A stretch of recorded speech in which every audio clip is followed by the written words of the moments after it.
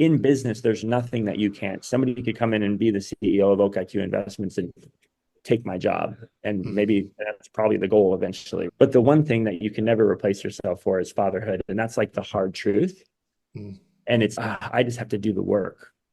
Like, and if it feels like I'm not like suited for the role, I think that's a lie. Because and you look and you see like other people seem to be like better fathers or more, they enjoy it, like playing with the kids and doing all these things. It's like, and I don't get me wrong, I do enjoy throwing the football with the boys and stuff like that, but there's just so many of them and it's exhausting. But I'm like, this is the one area that like I can't fail in. I don't want to fail in this area, and I don't want to, and I can't delegate it. I can delegate things in my home. Like I can use Instacart to get groceries. I can have a cleaner that cleans our house. Like I have a detailer that comes like every quarter, like details our vehicles. He comes to my house and I'm just like, dude, he's like $200 is super cheap. And he just cleans the whole car and it's like brand new again. I'm like, I can delegate those pieces of my home, right? But not being a father. Are you a hardworking dad, juggling family responsibilities while dreaming of building wealth through real estate? Welcome to the Invested Fathers Podcast, where we explore how to balance investing and fatherhood. I'm your host, Kenny Johnson, founder of East West Capital. Over the past 5 years, I've been buying real estate to free up my time and secure my family's future. Now I'm here to help you do the same. Join me as we navigate the real estate world together, building wealth and strengthening our families. As my grandma always said, East West, home's best. Aaron Leatherdale, welcome, buddy. How are you? Hey, good. Thanks for having me on, Kenny. Yeah, man. Welcome to the Invested Fathers. Aaron, I visited you maybe a month and a half ago in Kansas City and really enjoyed coming into your world a little bit. Tell us how your morning started so far.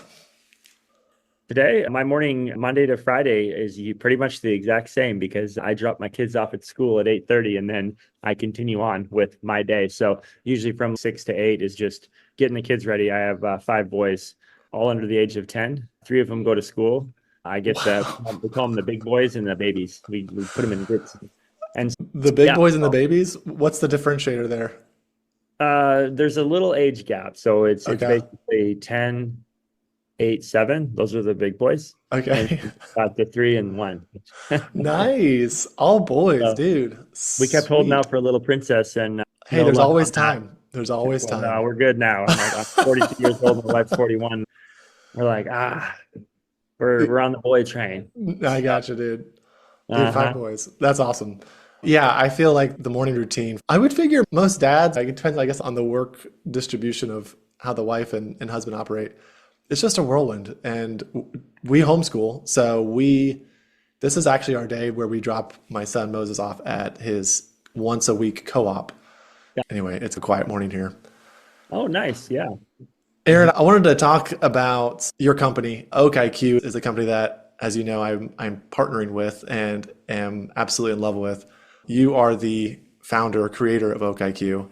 That is really interesting to me to hear your story of how that started and where it is today. And then just really highlighting what it's like to do something like build a company like that while raising 5 boys.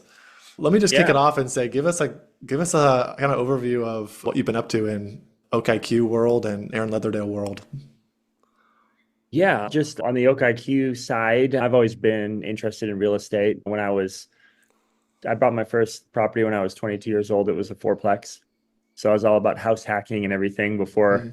I didn't know anything at the time. I didn't know about cash flow. I didn't know there was going to be maintenance and it was going to be a cost to that. All I knew was if I can buy 5 or 10 houses somehow and I get a tenant in there that pays the mortgage, in 20 years, those things will be paid off and I'll have a couple $1 million in net worth. And I figured I would have to work the whole time. I was never thinking, passive income, like I'll get the houses and quit my job. Like I always assumed I would have to work. No one ever told me that there was like any other option. I was just like, I got to work just like everybody else, but I can have this thing going on the side, right? I can be building this wealth. And so I've always been somebody who probably is going to work for my whole life, but I want to be working, doing things that I enjoy and working with the team that I enjoy working with and working on things that I feel like I'm gifted or talented to be working on.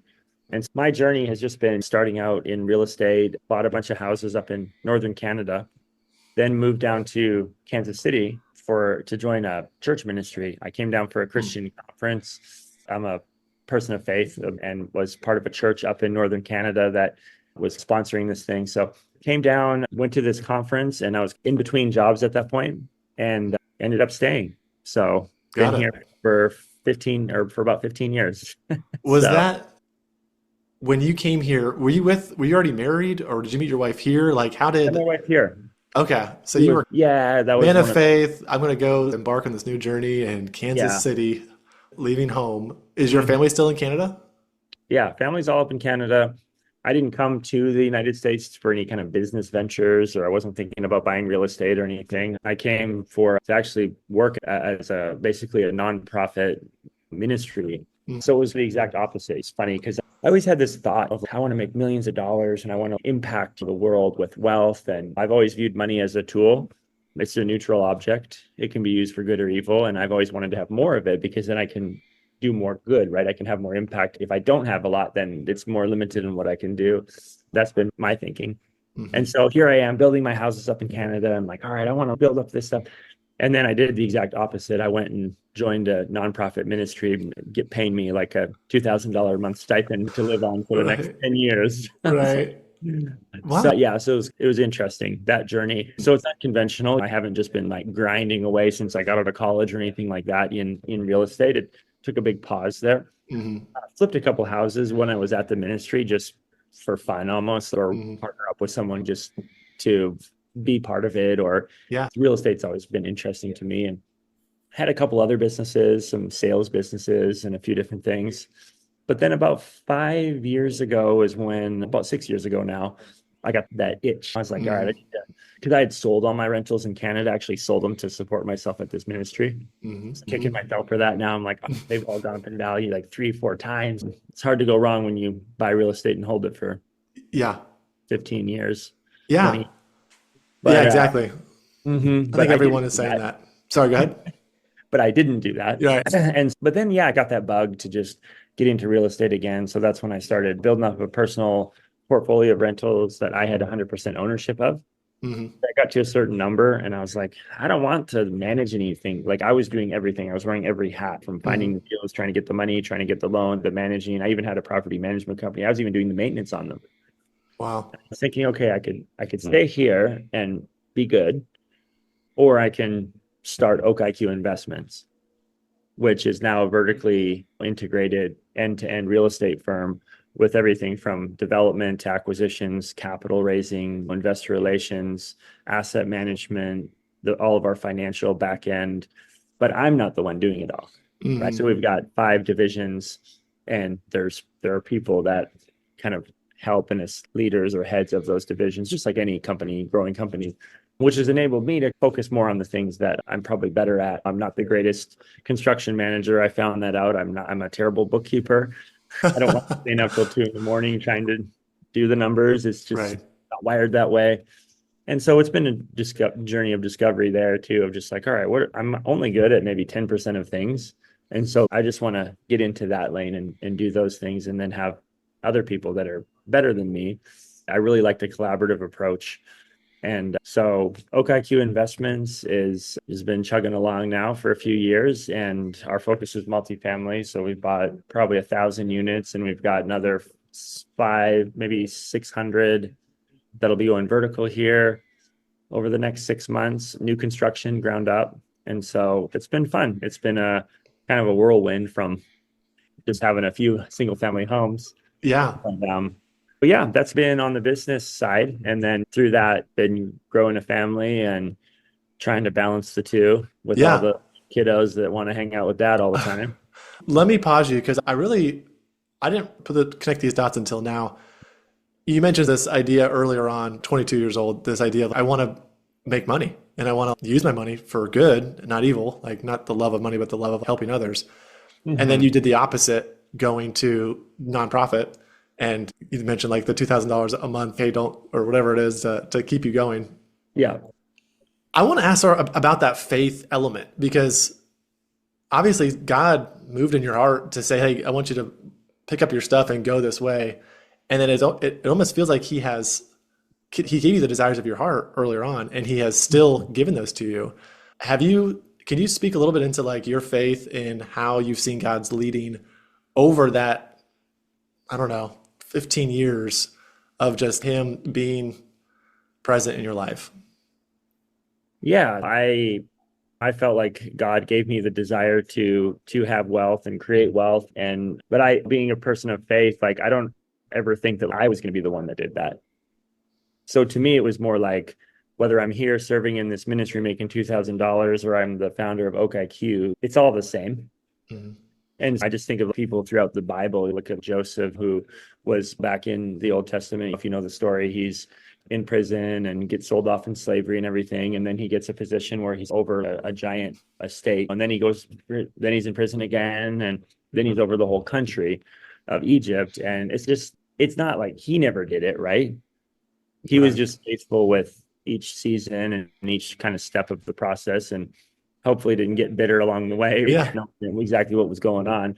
But then hopefully I don't go to jail or get it all taken away. But if I do, and you just have to be open to that. Yeah. And just, if God's the one that has given me a desire to create wealth or to employ people or to have surplus finances that can be used for kingdom impact, then he's going to be the one that does that. Mm-hmm. I love that. I love that mindset, because I think for me, we can encourage anybody listening, saying whether you're in the prison like Joseph was, or you're leading the nation of Egypt, whatever part of the journey you're on, you can still be content and you can still trust that, hey, this is God making the difference anyway. Walk by faith and enjoy what God has for us, which are good things. Okay, you had just started talking about the dadhoodness, and I think that's something that we all want to know. I feel like for dads that are rather working their butt off 60 plus hours a week, like you said, like you were doing the maintenance on the properties, you were doing the bookkeeping, you're working till 2, whether you're in that stage of life or, hey, I've built this business that has heads of operations and heads of investor relations, etc. There's that other side of our lives, which doesn't necessarily have to be like you're wearing a different hat, but you are a different person, which is your home life.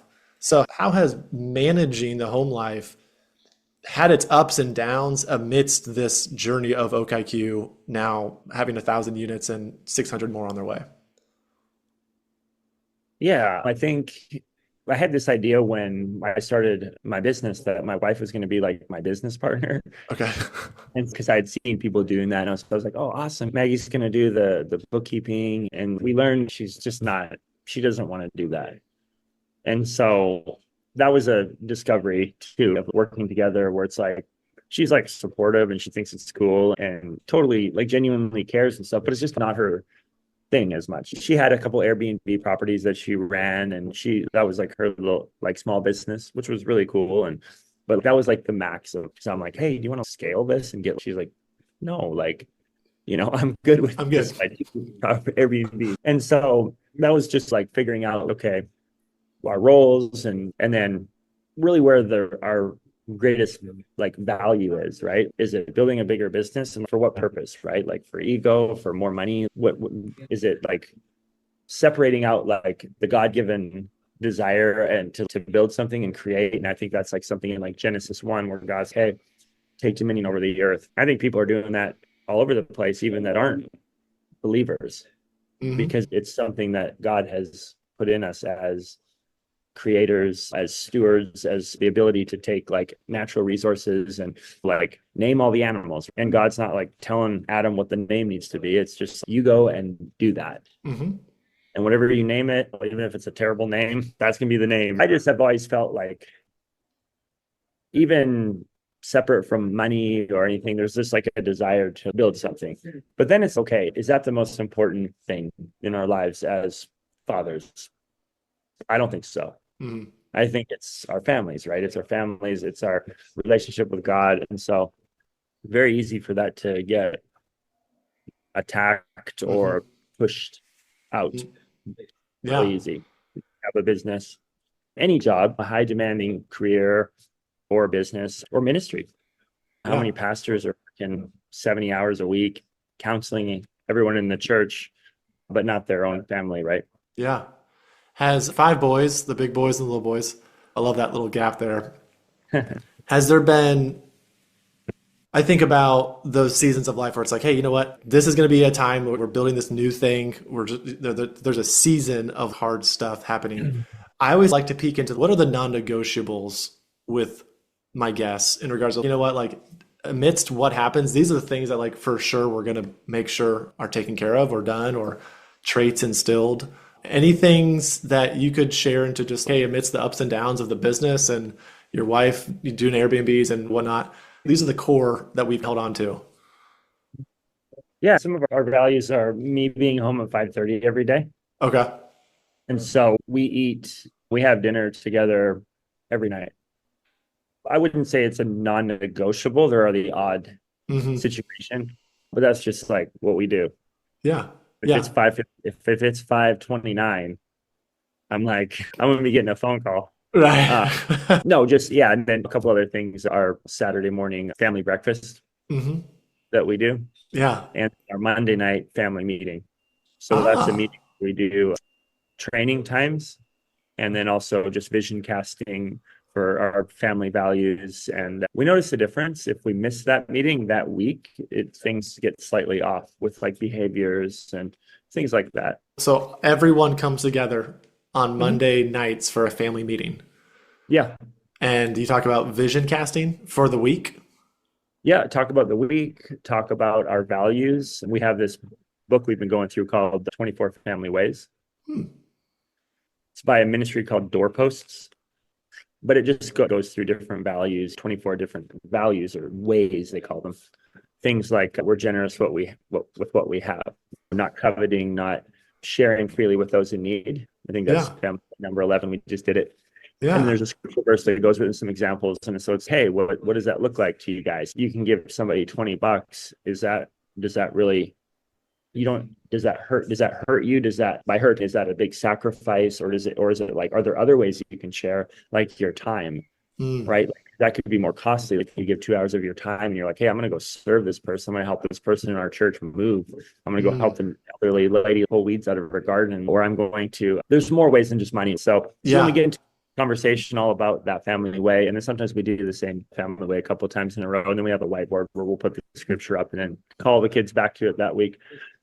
So those are the non-negotiables. And my wife really likes traveling. So I would say I work hard, but I don't work crazy hours. I think I just work like try to work normal hours, although my mind is on a lot. It's hard not like even on vacation, you're like, the deal and all that stuff. Right. Uh, so it can be tough to stop that. But we do go on a lot of trips. We Yeah. try to vacation, family, big stuff. Like we're crazy. We'll do big road trips, like 3-4 week, like across the country. We've done it like multiple times. We went to Hawaii for a whole month with the whole family over the summer. Just stuff that's just is so exhausting. So not like your weekend day trip up into the mountains kind of deal. It's hey, No, we go hard. we go We hard. do those too. Yeah.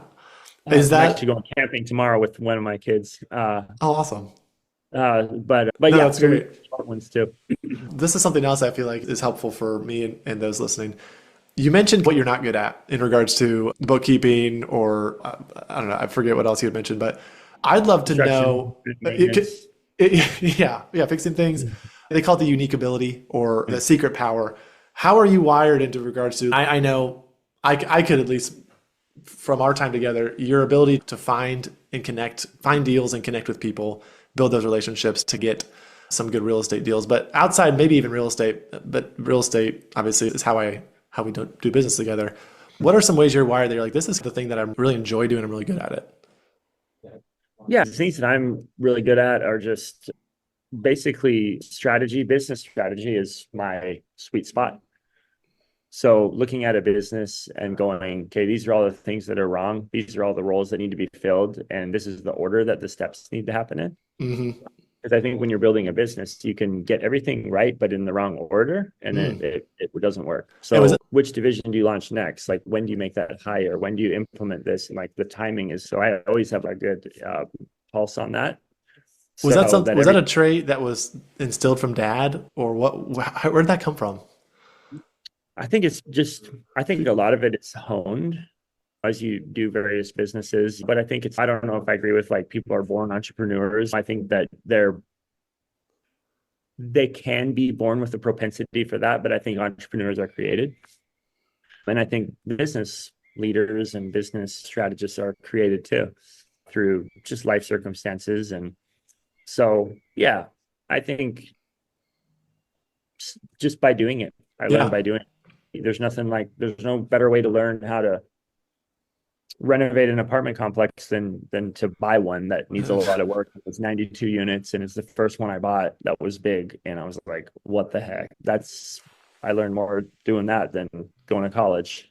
I feel like I've tapped a little bit into like your views on, like you said, entrepreneurs are created. What's maybe something discovered or maybe a myth busted in your life through the last few years of focusing on business development, business strategy that you could share? Anything top of mind on that? Yeah, I think myth busted is I always just thought that like my success was going to be like based on my work hours or my mind or my own abilities. And it's so limiting because it was like I was able to buy 30 rental units like myself. And I'm like, okay, I did all this. And then I'm like, I'm not like happy doing this because I'm wearing all the hats, like I said. And I'm like, I'm not like supposed to be doing it like this way, but it's a stepping stone where you start to realize like year by year or even 6 months by quarter, because we're always growing. My mind is expanding to, wow, I can actually build like multi-million-dollar businesses, but I'm not going to be the one that's doing it all.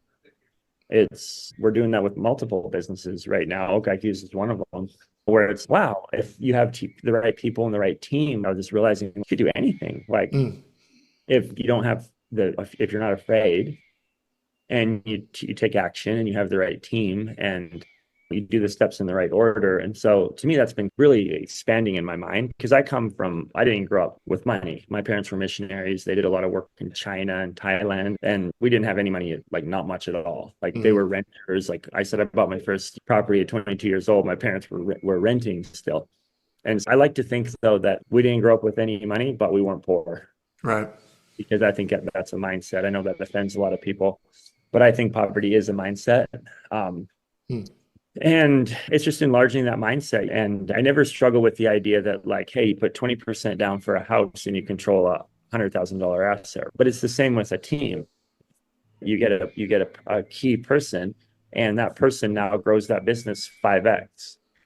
It's leverage. It's using people. And I've learned that people that are the greatest resource or the greatest asset that you have in any business are the people that are there, not the money. Because the people are what's going to be the engine. You need both, but money is just one of the pieces of the puzzle. No, that's really good. And I would I've been somewhat solopreneuring now for a few years, and I hear that message over and over about people and growing businesses. If I bought 30 units, I would feel pretty good. That's a big number, but I would also probably be exhausted. And was this the point? So I love how you've stair-stepped your mindset really until I think this is the next move to make. I think I'm going to keep doing it until I realize it's not. And it sounds like now you've built a mindset of, hey, even with enough capital or money to do these things, the people are really where it's going to grow the business exponentially anyway. So that's really cool. And then maybe even to shift that same leveling up mindset to fatherhood, has there been any maybe recent myths busted or light bulb aha moments in regards to raising a family, even in light of maybe like the play hard that you mentioned with the long trips? Any discoveries or takeaways from being a dad right now that you would say this is another thing you've realized? Yeah, I would think, okay, I'm always big on delegation. I'm the world's greatest delegator. Okay. I just give something to somebody and they have to figure it out and report back. And I realized it's great for scaling a company as long as you have good people. And it's not good for fatherhood. And that's the one thing that like I realized, because sometimes I feel like, oh, I'm not very good at this. I'm like reading books to the kids and I'm like making their lunch and they have these questions and they want to build Lego and I have a limited capacity for all those things. Sure. But then I'm like, but I'm the only person that can do those things. And so like I can delegate everything in my life, even being on this podcast. Like in business, there's nothing that you can't. Somebody could come in and be the CEO of OKIQ Investments and take my job. And maybe that's probably the goal eventually. But the one thing that you can never replace yourself for is fatherhood. And that's like the hard truth. And it's, I just have to do the work. Like, and if it feels like I'm not like suited for the role, I think that's a lie. Because and you look and you see like other people seem to be like better fathers or more, they enjoy it, like playing with the kids and doing all these things. It's like, and I don't get me wrong, I do enjoy throwing the football with the boys and stuff like that, but there's just so many of them and it's exhausting. But I'm like, this is the one area that like I can't fail in. I don't want to fail in this area, and I don't want to, and I can't delegate it. I can delegate things in my home. Like I can use Instacart to get groceries. I can have a cleaner that cleans our house. Like I have a detailer that comes like every quarter and like details our vehicles. He comes to my house and I'm just like, dude, he's like $200 is super cheap. And he just cleans the whole car and it's like brand new again. I'm like, I can delegate those pieces of my home, but not being a father. Amen. That's really good. I was dragging some branches with my son yesterday, and I thought, is this really the best use of my time right now? This feels like just grunt labor, but he's seeing me work. I'm honestly enjoying him. Like we're trying to instill this do hard things mentality. And I just keep coming back to that saying lessons are caught. They're not taught.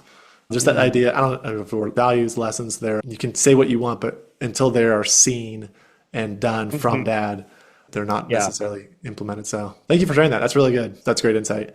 We're just about out of time, Aaron, but I wanted to ask this question. I don't know, just maybe out of a whim, but best part about being a dad right now. So just things that you rather make you laugh, make you smile, give you a warm and fuzzy inside. Could you share a story or something that you just really are enjoying right now about being a dad? Yeah, I think I love my favorite age is like the 1 to 3 year old, because they're just like starting to, like our little kid now he's like 1 and like 15 months old. So he just runs over and he's like trying to climb on me constantly and he's like drooling. But when they start to recognize and engage, I just love that stage. So I got 2 kids and babies in that stage. And so when they start saying words, and his name's Zion, our baby, I'll go on walks with him in the stroller around the neighborhood to look for dogs. And then he sees the dogs and he just like perks up. And then like later, like hours later, I'll be like, where's the dog? When he like points outside, he doesn't know how to talk or anything, but these little things like that, we're like, and so my wife takes videos, like hundreds of them probably. Yes. So we're trying to like, okay, we want to go back and get all those grouped together so we have all those memories of the kids. But yeah, I think I want to go the extra mile to I'll just share this. I've got 5 different areas of development that I call it for my boys. Areas where I want to be intentional on investing in them. And it's like athletics and physical like activity. And then it's the education, and then it's like life experiences. Like world and life experiences and exposing them about going to Hawaii. Next year, we want to go to Poland because that's where my wife's from, and expose them to these things, right? Yes. You don't have to do anything crazy like that. There's ways to do it locally too. And then the 4th way is like ours is spiritual development, right? So that's spiritual and church community and spiritual disciplines and their faith. I actually baptized all 3 of my older boys last week myself in a pond in front of 40 witnesses. And then the 5th one is entrepreneurship. Cool. And so I have a plan on all these. Now there is some delegation that I can do, like on we got a drum teacher, we got a piano teacher for the kids. They're playing flag football. There's people that can invest in them in those areas under my supervision. Yes. And so, and I think that's really important to be like, if you are a father, to like not feel like you have to do it all. I think there's actually a value in having like other men that can do some of those things. And there's our pastor, right, who can speak into them. And so having like other like role models that are male, or because my kids are boys, for me, I think it's really good to have that. But then there's some things where I'm going to be the one that leads the spiritual development piece, because I read them the Bible. We did it this morning. We actually got up in the morning and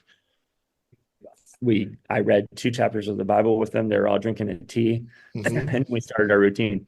So I want to do that. I don't want to like have somebody else read that to them. You know what I mean? And then entrepreneurship, we started a little business. It's a coin operated laundry business. We have 2 locations where the boys, I said, hey guys, I'll buy the machines. You guys do all the work and we'll split it 50-50. And so I make them go, they have coin bags. They have to go talk to the teller at the bank. They've got to count. They've got to do all the, just so that they learn and get exposure to that. And they start thinking, they're like, man, they're like, we're making money, like passive, right? They're like, so then they start thinking, okay, how can I get more machines? I'm like, I just want to encourage that. There's no pressure or anything. And so that was a long answer, but I say like those 5 areas are the 5 areas that I've identified where I want them to grow in those 5 areas just to be well-rounded individuals. So when they're 18 years old or 21, they have these areas of somebody invested in me. Absolutely. You are, to me, identified as the intentional father. There's a book I just started reading. I don't know if you've read that one yet, but it is a great book. I strongly recommend it. I've not finished it yet, but it does go over different dads. And one of the dads is the involved father who's at the soccer games, making breakfast with the kids. He's around, but there's not maybe an intentional strategy or approach into the values and things that you just mentioned. Thank you so much for sharing that. That's really good and hopefully inspiring and motivating to dads that need to be more intentional. Aaron, thanks so much for your time today, man. If our audience did want to connect, follow what you're doing. I see you in various videos online every now and then. What would be a way you could direct them to find out more about Aaron and what you're up to? Yeah, just probably the easiest way is just okiq.com. That's just our company. So it's basically my, landing point where you can see some stuff. It's mostly about work, but business side of things. But then you can still connect with me through there too if anybody wanted to do that. Sounds good. And I also know I've been on the show briefly on Own the Exit, and I know Caleb's on there too, your business partner. But that's a podcast that I love. OwnTheExit.com. Got it. Cool. Aaron, have a good rest of the day, buddy, and thanks again for your time. For sure. Thanks for having me on. Thank you for listening to this episode of the Invested Fathers Podcast. If you liked this episode, we would love for you to click subscribe and leave us a 5-star review. We appreciate all of your hard work as a father and look forward to our next episode together.